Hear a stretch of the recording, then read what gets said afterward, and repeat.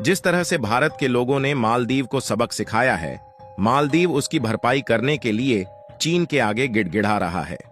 आपको बता दें कि मालदीव के राष्ट्रपति मोहम्मद मुइज्जू चीन पहुंचे हुए हैं और चीन के राष्ट्रपति से मालदीव को अच्छा टूरिज्म सेक्टर बनाने के लिए इन्वेस्ट करने की बात कर रहे हैं, जिससे चीन और मालदीव के बीच ज्यादा से ज्यादा फ्लाइट उड़ान भर सके और जो क्रूज शिप है उनकी संख्या में भी बढ़ोतरी की जा सके।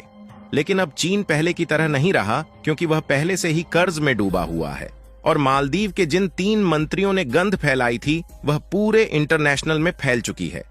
फिलहाल चीन से पहले मालदीव के राष्ट्रपति तुर्की गए हुए थे और तुर्की ने जिस तरह से मालदीव का स्वागत किया है, इससे मालदीव दोबारा तुर्की जाने के बारे में नहीं सोचने वाले हैं।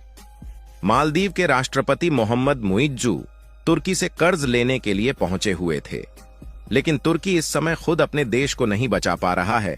भला वह मालदीव की मदद कैसे करेगा? तुर्की में खुद महंगाई 26% के ऊपर पहुंच चुकी है, जिससे तुर्की अपनी अर्थव्यवस्था को बचाने में नाकामयाबी हासिल कर रहा है। और जिस तरह से भारत के लोगों ने एकजुट होकर मालदीव की खटिया खड़ी की है, उससे मालदीव के सभी मंत्रियों को अपनी औकात समझ में आ गई है और वह माफी मांग रहे हैं। मालदीव के मंत्री खुद अपने राष्ट्रपति की बात को मानने के लिए तैयार नहीं है और उन्हें मोहम्मद मुइज्जू पर बिल्कुल भी भरोसा नहीं है। यानी कि देखा जाए तो मालदीव के लोग प्लान कर रहे हैं कि मालदीव के राष्ट्रपति को ही उनकी गद्दी से हटा दिया जाए। भारत और मालदीव के इस विवाद में कुछ नई अपडेट आई है, जिसे हम इस वीडियो में बताने वाले हैं। लेकिन आगे बढ़ने से पहले भारत के इस महान कारनामे के लिए इस वीडियो को एक लाइक और चैनल को सब्सक्राइब जरूर कीजिएगा। केवल 2-3 दिनों के विवाद से ही मालदीव के टूरिज्म सेक्टर की अर्थव्यवस्था डगमगाने लगी है और मालदीव की जो टूरिज्म कंपनियां हैं वह भारत से मंत्रियों द्वारा किए गए गलतियों की माफी मांग है और उनका कहना है कि मालदीव के लिए फिर से बुकिंग को चालू किया जाए।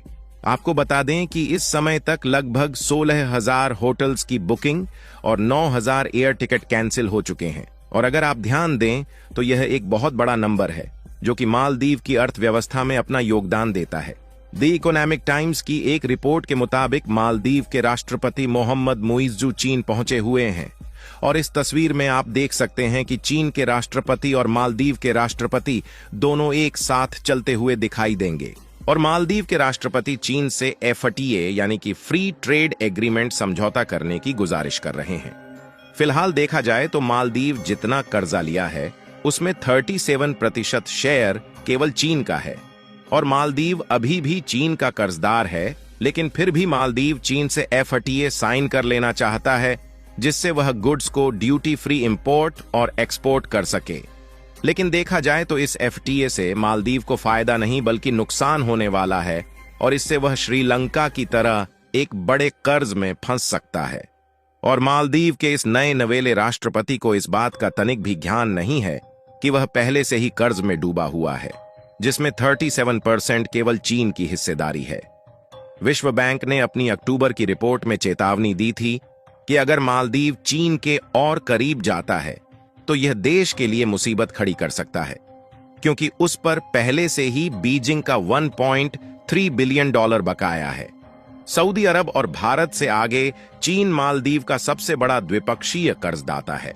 आपको बता दें कि मालदीव के पुराने राष्ट्रपति को यह बात मालूम है कि चीन से FTA साइन करके उन्हें ऑलरेडी कितना नुकसान झेलना पड़ा है।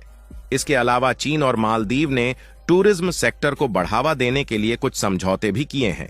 इसके अलावा अगर लक्षद्वीप पर ध्यान दिया जाए तो रतन टाटा ने लक्षद्वीप में 2 ताज होटल बनाने का अनाउंसमेंट कर दिया है, जिसमें वह सारी सुविधाएं उपलब्ध होगी जो कि मालदीव में ही देखने को मिलती है, जिसमें से एक होटल सुहेली में और एक कदमत में बनाया जाएगा और इन दोनों होटल में 110 कमरे बनाने की बात की गई है। इसके अलावा FWIC द्वारा एक प्रेस रिलीज किया गया है, जिसमें से सभी फिल्म निर्माता से मालदीव में फिल्म बनाने के बजाय इंडिया में ही शूटिंग करने की गुजारिश की गई है। यानी आप देख सकते हैं कि भारत के लोगों का मालदीव के खिलाफ एक्शन स्टार्ट हो चुका है और मालदीव की जो टूरिज्म इंडस्ट्री है वह माइनस फेज में जाना शुरू हो चुकी है। लेकिन इतने सब होने के बावजूद भी अभी मालदीव के राष्ट्रपति मोहम्मद मुइज्जू की अक्ल ठिकाने नहीं लगी है और भारत से माफी मांगने की बजाय वह चीन के आगे गिड़गिड़ा रहे हैं कि वह उनके टूरिज्म सेक्टर में हेल्प करें। भारत और मालदीव का ये जो विवाद है, यह इंटरनेशनल लेवल पर पहुंचना शुरू हो चुका है। आपको बता दें कि हाल ही में यूएई के प्रेसिडेंट मोहम्मद बिन जायद गुजरात में एक समिट में आए हुए थे, जिसमें भारत और यूएई के ट्रेड रिलेशंस को बढ़ावा देने की बात की गई, यानी कि फ्री ट्रेड एग्रीमेंट से बायलैटरल ट्रेड का भी समझौता किया गया। यानी आप देखें तो मालदीव, जो कि छोटा सा देश है, वह पूरे इंटरनेशनल स्टेज पर अकेला होता जा रहा है और मालदीव की जो अर्थव्यवस्था है वह पूरी तरह भारत पर ही डिपेंड है। यहां तक कि खाने पीने के प्रोडक्ट से लेकर और क्लॉथ और लकड़ी के आइटम भी भारत ही मालदीव को सस्ते दामों में एक्सपोर्ट करता है। और मालदीव की इंडस्ट्री केवल टूरिज्म सेक्टर पर ही टिकी हुई है, जिसमें सबसे बड़ा हम भारतीयों का योगदान है। अगर आप इस मैप में देखेंगे तो भारत ही एक ऐसा देश है जो मालदीव के सबसे ज्यादा नजदीक है और भारत हमेशा से ही मालदीव की मदद करता आया है। लेकिन मालदीव के राष्ट्रपति जब चीन में पहुंच चुके हैं तो चीन को अपना सबसे करीबी दोस्त बता रहे हैं। मालदीव के राष्ट्रपति को छोड़कर मालदीव के सभी मंत्री और वहां के लोग भारतीय समर्थित माने जाते हैं और इस समय ईज माई ट्रिप, जो कि ट्रिप मैनेजमेंट का एक प्लेटफॉर्म है, उसके सीईओ ने मालदीव की सभी बुकिंग को बंद कर दिया है और मालदीव के बजाय लक्षद्वीप के बुकिंग को बढ़ावा दिया जा रहा है। और जब मालदीव की टूरिज्म इंडस्ट्री का नुकसान होने लगा तो Maldives association of tourism industry यानी MITI ईज माई ट्रिप से मालदीव की बुकिंग को चालू करने के लिए गुजारिश कर रही है। अभी तक तो मालदीव के ऊपर केवल भारत के लोगों ने ही एक्शन लेना शुरू किया है और यदि मालदीव की हरकतें इसी तरह बढ़ती रहीं तो भारत सरकार भी जल्द ही मालदीव के खिलाफ कदम उठा सकती है। भारत मालदीव को आलू, टमाटर, प्याज यानी कि खाने पीने के लगभग सभी आइटम सबसे सस्ते दामों में एक्सपोर्ट करता है। यहां तक कि लकड़ी और प्लास्टिक के आइटम भी मालदीव भारत से ही सोर्स करता है और यदि भारत यही एक्सपोर्ट मालदीव को बंद कर दे तो मालदीव कहीं का नहीं बचने वाला। और अभी भारत चीन के द्वारा मालदीव को दिए जाने वाली प्रक्रिया के इंतजार में है और यदि चीन मालदीव की मदद करता है तो भारत सरकार मालदीव के खिलाफ कड़ी से कड़ी कार्यवाही करने वाली है। फिलहाल देखा जाए तो भारत के लोगों ने तो मालदीव को बायकॉट करने का कदम आगे बढ़ा दिया है और जिस तरह से एयर टिकट और होटल की बुकिंग कैंसिल हुई है, उससे मालदीव के टूरिज्म इंडस्ट्रीज को भारत के लोगों का अभाव होने लगा। भारत ने इस समय लक्षद्वीप में 5G नेटवर्क उपलब्ध कराने के भी अपने कदम को आगे बढ़ा दिया है।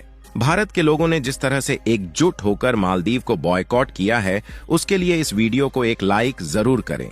बाकी आप लोगों का इसके बारे में क्या सोचना है, अपनी राय कमेंट में जरूर बताएं और इस वीडियो को अपने मित्रों तक शेयर करें ताकि उन्हें भी जानकारी मिल सके और चैनल को सब्सक्राइब करके बेल नोटिफिकेशन को ऑल पर जरूर रखें। वीडियो को अंत तक देखने के लिए धन्यवाद।